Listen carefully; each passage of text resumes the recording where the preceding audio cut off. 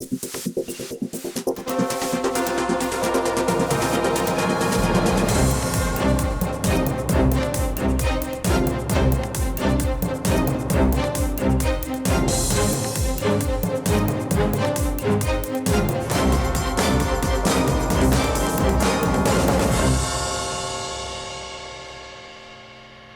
again, everyone. Welcome to another episode of RVBusiness Capitol Talk. I'm Rick Kessler. He's Sherman Goldenberg, and joining us, and I'm going to say it, he's an icon of the RV industry, Dane Found, CEO of Roadtrek. Dane, welcome. Thanks very much, guys. Looking forward to it. Well, I'm going to use my notes here, Dane, because I want to make sure that I get to your career in the RV industry proper. And there's going to be a few stops that I miss, I know. Started out Cobra Van America, and that was before Forest River days. Correct. From there, Thor, California. Pacific Coach Works for a good 5, 6, 7 years. Then some stops at Winnebago Towables and Coachman RV. And then for the last 3 years, you've been the CEO at Roadtrek out in Cambridge, Ontario.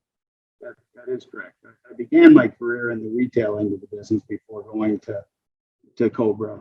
And so I've had experience in both sides of the industry. Very good. Now, Dane, last time I talked to you, you were just finishing up the Hershey RV show, and you had pretty good positive reports from that show, correct? We did. We were really pleased with the results from Hershey. We didn't know what to expect really going into Hershey, but it far exceeded our expectations. So we're very pleased and looking forward now to next week at Elkhart. Different shows, retail customers last week. Yeah. What was your sense of the retail customer at Hershey? Well, that's the part that was really good, because going into there, and I think I mentioned to you, Rick, the day before the Hershey show started was one of the biggest drops in the stock market, and we're thinking, oh, what kind of effect will that have on the buyers? But they showed up, and although I haven't really talked to anybody with respect to what the towables did in the show, I do think that most of the people involved in at least motorized side were quite pleased with the results, and the attendance was fantastic, and the interest level was tremendous. I don't think anybody could have expected it to be any better than that. I don't think anybody thought it would exceed last year's numbers, but it really wasn't off by too much, really, when you think about it. And last year was an exceptional year for it. So. And now we look forward to next week, the Elkhart open house, RV open house.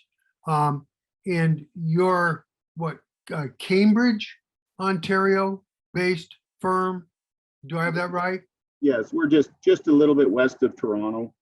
And we're about a 6.5-hour drive to Elkhart, so not too far. And in fact, we're heading there tomorrow afternoon so that we can get set up on Saturday and Sunday. You specialize in motorizing Class B?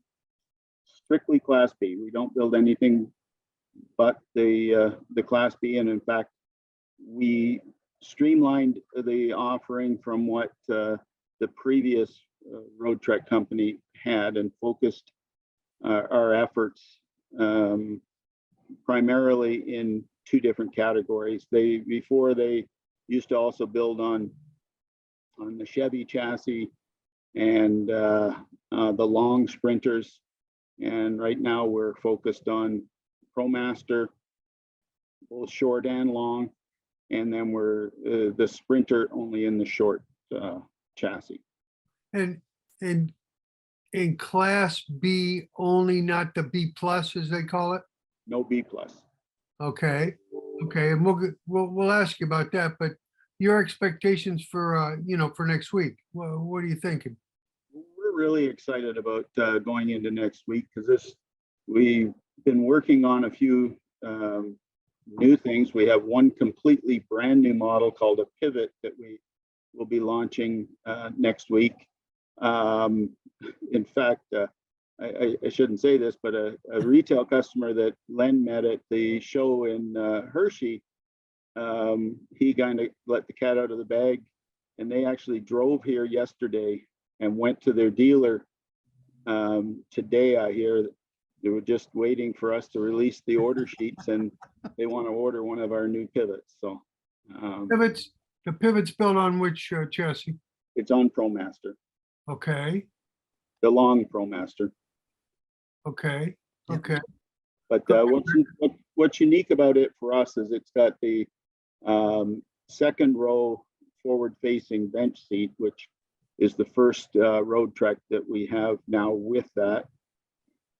And it's available with or without the Slumber pop-top roof on it, which you know, we introduced our pop-top about a year and a half ago, and it's just been it's been exploding, and now we offer it in 3 different models, including the Pivot. And you know, even at Hershey, the pop-top led the way in sales. Isn't that amazing? You know, and so, you know, and there's the natural segue right here, Rick, is the Class B market in general. It's still kicking then, right, Dane? For sure. You know, we're not participating really in the real down and dirty entry level price point product, which I think there is a risk that this segment could lose some of that business going forward as interest rates and things go up. But for the buyers that are buying the true traditional type Class Bs, there's a huge percentage of them paying cash for these units that aren't worried about the financing, and so I think the B market in general is here to stay and will continue to get stronger. One of the benefits of the Class B is that buyer doesn't necessarily need to go find a campground, and that's one of the challenges that our industry faces right now, is people being able to find suitable camping facilities. But that Class B buyer, majority of them don't even go into campgrounds. So as people are looking for alternative ways out there, the B lends itself very well to that. But why now? In other words, we watched for a bunch of years, it would incline, it would go up, the Class B 2 inches, 1.5 inches a year. You know, it was really worse than gradual. Why now? Why is it suddenly a factor? I do think that what I just said about the campground issue, but it's also something that the person can typically store the Class B in his driveway, because it really is just a normal sized vehicle. Whereas with a lot of other types of RVs, not only do they have to find a campground to go into, but many places they got to pay for storage. Unless they're out in the country or something, they're paying for storage facilities, you know, which makes it not quite as convenient when they have to go pick it up from the storage, bring it home, load it up, where it's a whole lot nicer if you can keep it parked in your driveway. Rick, bear with me. I got one more in this direction. That we often hear a reference to the European market when we talk Class B. Yep. Because they almost, to an extent, although they come initially, I guess, from the van conversion market on stateside, but from the traditional RV market in Europe, caravan, whatever. Is the international style unit a variable here? Is it an influence? For sure. The new Pivot that we're introducing right now is for all intents and purposes a floor plan that our parent company builds in Europe. the company that owns us now is Rapido, and they have 10 other companies, including Westphalia over there, which is what most people are familiar with. And it's definitely, it was the driving force behind the pivot, because the pivot, one of its unique features is it has a pivoting bathroom. It's a bathroom that can be either a wet bathroom or a dry bathroom by swinging this wall that's inside the bathroom, which in a Class B, they're pretty much all wet baths. Yeah. So this is what's unique about this new floor plan.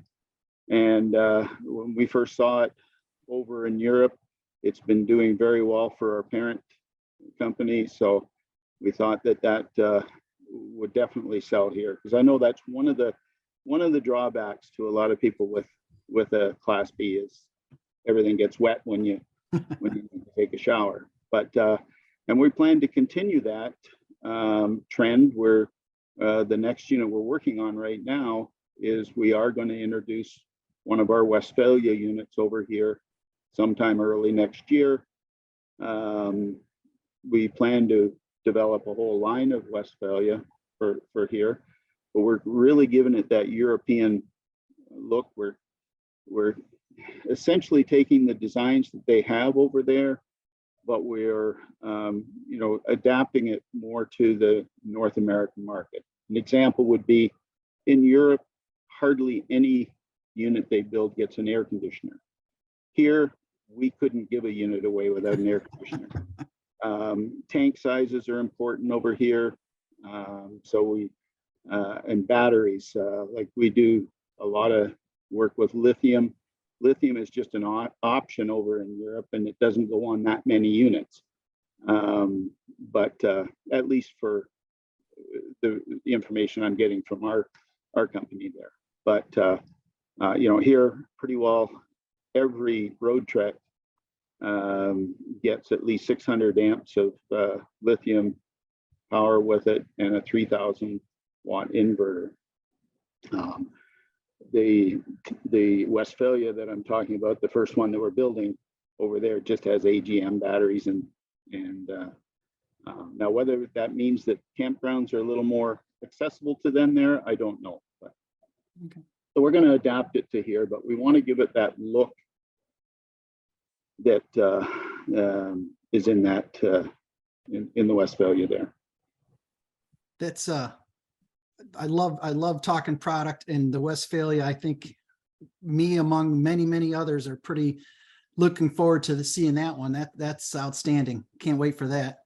Well, I referred it to somebody else not too long ago. I can't remember who it was, but Rapido now basically owns the two iconic names in the van space. Westphalia, as a kid growing up, we knew about Westphalia, and they had a pretty big presence here in North America, and then with Roadtrek, that was for sure the market leader here in North America for many years. So that's we're going to be producing both of those brands out of this factory here. Dane, go ahead. Well, I want to have you, if you don't mind, I want to have you talk about Roadtrek Inc. Talk about the company. You've been there, like we said, 3 years in CEO position. What was it like when you took it over, and where are you at now? Where are you headed to? I don't like to dwell on what happened in the past. As I said, years ago, this was the iconic brand. It went through a couple ownership changes. The last one, which everybody is pretty familiar with, didn't pan out so well, and the company went into what's called receivership here, and the assets were sold. Rapido had always wanted to get into the North American market. In fact, they had approached a few other companies trying to buy into this space, but were not successful. But when this came available, they aggressively went after buying the assets and the brand name. Strictly, that's what we did. We didn't buy the company. We bought the asset and the brand names. during the last few years under the previous ownership, there had been a trade-off for volume from their quality processes. So when I came in here, the thing that we knew we needed to do was rebuild the quality control systems that could be scalable as we grow the business.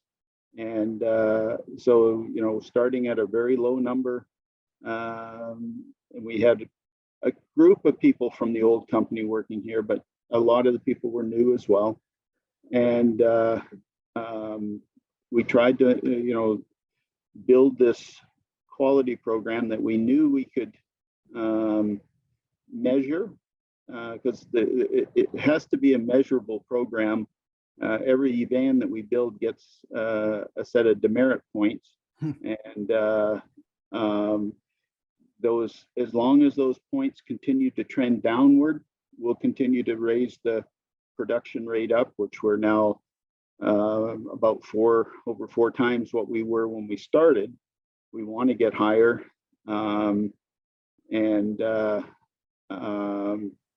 we will. This facility here, it's almost a brand new building, or was, and we've got everything under one roof, whereas the old Roadtrek company was spread amongst 4 different facilities. We do a lot more in-house components that a lot of other industries or other manufacturers in this industry don't do. Like, we have our own vacuum forming plastic center in here, whereas in Indiana, that's pretty much primarily jobbed out for everyone down there. But we have our own mold makers in here that make our own molds, and we can develop parts that are specific for our needs. We have the factory laid out that it will eventually be able to house 3 different assembly lines.